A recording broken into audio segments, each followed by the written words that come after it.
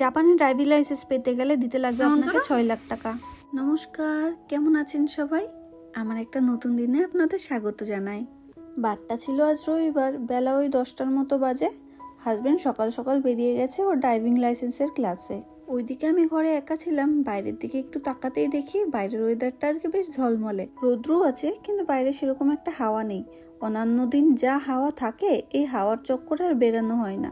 শীতের সকালবেলায় এই হালকা হালকা রৌদ্রটা গায়ে লাগাতে কিন্তু বেশ ভালোই লাগে, কি বলুন? এটি আমাদের ঘরের সামনে থাকা জাপানিজ একটা মন্দির। অনেক দিনের খুব ইচ্ছা যে মন্দিরটাতে একটু আসবো। আজ তো ক্লাসে গেছে, অন্য কোনো একটা দিন ভেতরে সময় করে ঢুকবো খানে। ভেতরটাও একবার ঘুরে দেখবো কেমন দেখতে হয়। চলুন, এখানে আর বেশিক্ষণ সময় নষ্ট করি না। চারপাশটা যখন ঘুরতে বেরিয়েছি একটু ঘুরে দেখি। আমারও এখনো পর্যন্ত আমার এই নতুন পাড়াটাকে সেরকম ভাবে ঘুরে দেখা হয়নি। এইখানে জানেন তো, আপনি চাইলেই আপনার একটা বন্ধুর গাড়ি নিয়ে রাস্তায় বেরিয়ে পড়তে পারবেন না যে আমি আশেপাশে একটু চালিয়ে দেখি, আমার প্র্যাকটিস হয়ে যাবে। এইখানে আপনার গাড়িটা চালাতে গেলে সবার আগে লাগবে লাইসেন্স। আর এই লাইসেন্সের জন্য রয়েছে জাপানে অনেক অনেক নিয়ম। দেখুন, গাছ ভরে কত সুন্দর রয়েছে ছোট্ট ছোট্ট কমলা লেবু। আসলে এগুলোকে কমলা লেবু বললে ভুল হবে। এটি হলো জাপানের একটি কিনকান নামক ফল। এটি বাংলায় কমলা লেবুর ছোট প্রজাতি বলা যেতে পারে। ইস, কত সুন্দর গাছ ভরা ফল, একটু ধরে দেখতে ইচ্ছা করছে, কিন্তু জাপানে কেউ কারোর গাছে হাত দেয় না। তাই থাক, অন্য কোনো সময় একবার দোকান থেকে দেখবো খানে। এইখানে লাইসেন্স তোলার প্রসেসটা 2 ধরনের হয়।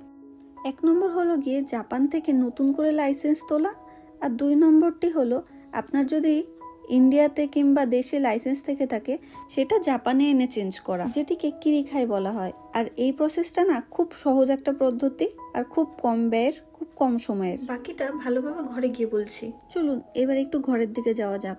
ওর বোধহয় এতক্ষণে ক্লাসটা শেষও হয়ে গেছে, ঘরেও চলে এসেছে। হ্যাঁ, ঠিক যা বলেছিলাম, বাবু ঘরেও চলে এসেছে আর নিয়ে এসেছে এরকম কিছু ফ্রোজেন বাজার। ওই গিমু সুপাগুলোর থেকে নাকি নিয়ে এসছে এরকম ফ্রোজেন ফুলকপি আর মটরশুঁটিগুলো। এগুলো না বেশ ভালোই। আর টাটকা ফুলকপির এখন যা দাম চলছে, ধরতেও ভয় লাগে। জন্য আমরা এরকম ফ্রোজেন ফুলকপিগুলোই নিয়ে আসি। সময় মতো যখন খেতে ইচ্ছা করে তখন বের করে খাই, সেরকম একটা নষ্ট হওয়ার ঝামেলা থাকে না। আর এনেছে ফ্ল্যাক্সিড। এটাকে অবশ্য আমিই বলেছিলাম। এটা আমি ফোনে দেখলাম যে 9 মান্থ থেকে খেলে নাকি বেশ ভালো। তাই এই ফার্স্ট টাইম ট্রাই করব, দেখা যাক খেয়ে। ও ওইদিকে দাঁড়ান, ও আবার মাংসটাকে ভিজিয়ে রাখতে বলেছে। একটু মাটনও নিয়ে এসছে। মাটনটা বললো ওই নাকি রান্না করবে, আমার শুধু কাজ মাটনটাকে ভিজিয়ে রাখা।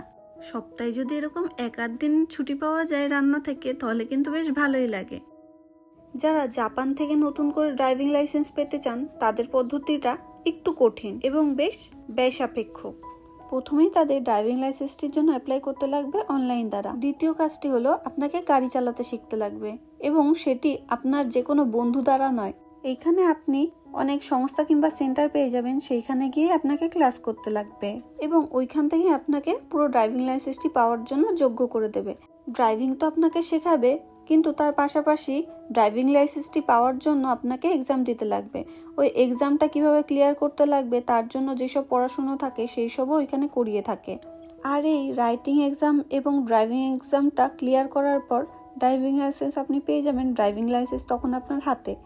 এবং জানেন, এই ড্রাইভিং লাইসেন্সের এক্সামটা দেওয়ার জন্য আপনাকে নির্দিষ্ট কিছু টাকা পে করতে লাগবে। যতবার পর্যন্ত আপনি ক্লিয়ার করতে না পারবেন, ততবার পর্যন্ত আপনাকে টাকা দিয়ে এক্সামে বসতে লাগবে। ফাইনালি বলা যাক, এই টোটাল সব কিছু কমপ্লিট করতে কতটা সময় এবং কতটা টাকা লাগবে। আপনি যদি একবারেই সব কিছু ক্লিয়ার করে ফেলতে পারেন, তাহলে আপনার সময় লাগবে ওই 6 মাসের মতো, এবং টাকা লাগবে জাপানিজ 5 লাখের মতো, যেটা আমাদের ভারতীয় টাকাতে দাঁড়ায় 2,56,000-এর মতো। আজকে আমাদের দুপুরবেলা রান্নাবান্নার একদমই কোনো ঝামেলা ছিল না। কালকের বেঁচে যাওয়া ডাল, মাছ, মাংস দিয়ে ওকে খেতে দিয়ে দিয়েছিলাম, আর আমি আমার জন্য বানিয়ে নিয়েছিলাম গরম গরম রুটি আর কালকেরই একটু বাঁধাকপি। দাঁড়ান, বেলা তো অনেকটা গড়িয়ে গেছে, এইদিকে খাবারও বাড়া হয়ে গেছে। ওকে খেতে দিয়ে দিই আর আমিও খেয়ে নিই।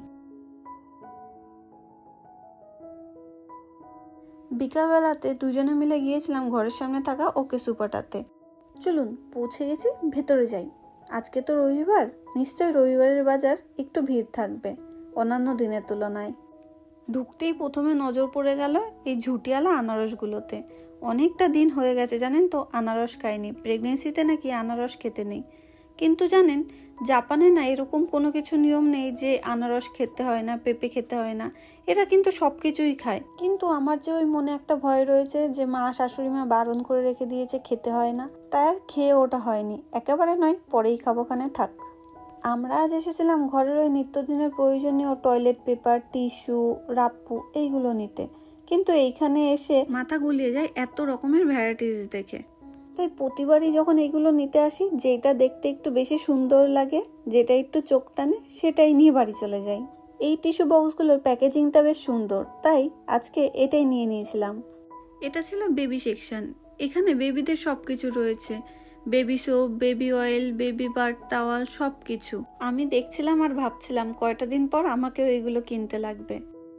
এখানকার বাচ্চারা না ছোটবেলার থেকেই ও হাসি দিয়ে খায়, অর্থাৎ চপস্টিক দিয়ে খায়। আর চপস্টিক ধরাটা তো সবাই জানি যে খুব কঠিন। বাচ্চাদের যাতে শিখতে অসুবিধা না হয় তার জন্য আঙুল ঢোকানোর জন্য এরকম গোল গোল বেশ জায়গা রয়েছে, যে ওইখানে আঙুল ঢুকিয়ে তারা খুব সহজেই শিখে নিতে পারবে।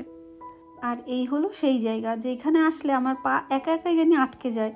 আমি যতবারই ভাবি যে না আমার ঘরে আছে, এখন দরকার নেই, তারপরেও জানি একা একাই আটকে যায় আর সব কিছু একটুখানি একবার নাড়ি চাড়িয়ে দেখতে লাগবে। দেখুন এই ফ্রাই প্যানটা কতটা বড়, আমারও না একখানা ফ্রাই প্যান লাগবে, কিন্তু থাক, সামনের মাসের দিকে নেব ওখানে।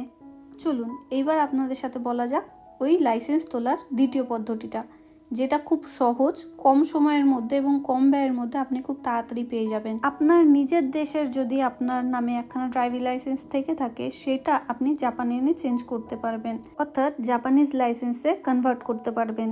এই লাইসেন্স পাওয়ার প্রসেসিংটাও অনেকটা সেম, যে আপনাকে প্রথমে একটা অনলাইন ফর্ম ফিল আপ করে আপনাকে অ্যাপ্লাই করতে লাগবে লাইসেন্স নিতে চান এটার জন্য। তারপরে আপনাকে 10 নম্বরের মতো একখানা ছোট্ট এক্সাম হবে, আর ওই এক্সামটা হওয়ার পর আপনার একটা ড্রাইভিং টেস্ট হবে। আপনি যেহেতু পারেন তো ড্রাইভিং টেস্টের কোনো অসুবিধা নেই, কিন্তু ওই ড্রাইভিংয়ের ক্ষেত্রে আমাদের দেশের নিয়ম আর জাপানের নিয়ম একটু আলাদা থাকায় এই জাপান থেকে একটা ছোট্ট ক্লাস করে নিলে আপনার পক্ষে সুবিধা হবে। সেই ক্লাসটার জন্য বেশি খরচ পড়বে না, ওই জাপানিজ 15,000 কি 20,000 এনের মতো লাগতে পারে। এছাড়া আপনার যে 10 নম্বরের রাইটিং টেস্টটা হবে, সেটার জন্য ওই 4,000 কি 6,000 জাপানিজ এনের মতো লাগতে পারে। দ্বিতীয় প্রসেসে লাইসেন্সটা হাতে পেতে আপনার টোটাল খরচ হবে জাপানিজ 26,000 এনের মতো, যেটা আমাদের ভারতীয় টাকাতে দাঁড়ায় 16,800 টাকার মতো। এই দেখুন, এটি হলো এইখানকার বেন্তো বক্স। এইখানকার মানুষ এটাকে না খুব পছন্দ করে খায়। এই বক্সগুলোর এক একটা বক্সে এক এক ধরনের খাবার থাকে।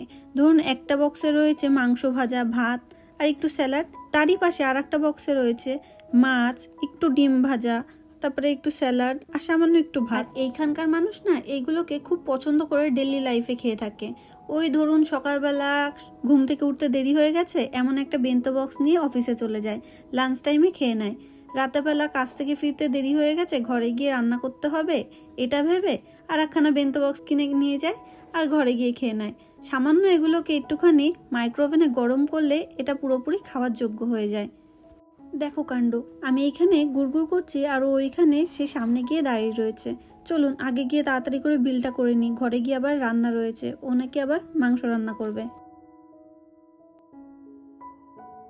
এইখানকার বেশিরভাগ সুপার শপগুলোতে বিলিং প্রসেসটা সেলফ থাকে, আর এইটা না আমার খুব ভাল লাগে, যে নিজে ব্যাগ থেকে খুচরো টাকাগুলো সময় নিয়ে বের করে করে মেশিনে ঢোকাবো। এই বাজারের বিলটা করতে করতে আমার মনের মধ্যে ফিল হয় যে আমিই ক্রেতা, আমি বিক্রেতা। এদিকে বাড়িতে এসে ও সাথে সাথে বসিয়ে দিয়েছিল সকালবেলার ভেজানো মাটনটাকে, আর আমি ওইদিকে বাজার থেকে আনা সব জিনিসপত্রগুলোকে টুকটুক করে ফ্রিজের মধ্যে ঢুকিয়ে রাখছিলাম। নয়তো এগুলোকে যদি আমি একবার ফেলে রাখি, ওই পরে করব দেখে কালকে সকালবেলা দুপুর পেরিয়ে যাবে, তারপরেও আমার ফ্রিজে গিয়ে ঢুকবে না। আর সব শেষে লাইসেন্স নিয়ে একটা কথা আপনাদের এখনো পর্যন্ত বলা হয়নি, যে 33টা এমন কিছু কান্ট্রি আছে, সেই সব কান্ট্রির বাসিন্দাদের লাইসেন্স থাকলে জাপানিজে সেটা কনভার্ট করতে গেলে কোনো এক্সাম দিতে লাগবে না, সে এমনি গেলেই তাকে লাইসেন্সটা হাতে দিয়ে দেবে। এবং সেই সব দেশগুলোর মধ্যে পড়ে হচ্ছে Australia, Belgium, Canada, France, Italy, German, Poland, UK, Switzerland, Spain, এছাড়া আরো অনেক কয়েকটা কান্ট্রি রয়েছে। আর সব থেকে মজার কথা জানেন, এই লাইসেন্সটা পেতে ওদের জাপানিজ 1 এনও খরচ করতে হয় না। এদিকে আমরা দুই টুনাটুনি রান্না বান্না কমপ্লিট করে চলে এসেছিলাম লুডো খেলতে, আর চলছিল হাড্ডাহাড্ডির লড়াই। ও 2 গটিতে আটকে রয়েছে, আমিও 2 গটিতে আটকে রয়েছি। দেখা যাক এবার কে জেতে। তুই আমি জিতে গেছি। জিতলে ভালো লাগে। হ্যাঁ অবশ্যই। প্রত্যেকদিন কয়বার খেলাম? আমার আজকে সব গুটি খেয়েছে। কতবার তাও? 100 বার। অনেকদিন পর জিতে খুব ভালো লাগছে, আর আমার বরটাকে হারিয়ে খুব ভালো লাগছে। তো আজকের ভিডিওটা এখানেই শেষ করছি। ভিডিওটা ভালো লাগলে একটা লাইক করে দিও, আর আমার এই ভিডিওটা যদি ফেসবুক পেজে দেখে থাকো তাহলে ফেসবুক পেজটা ফলো করে দিও। Bye bye.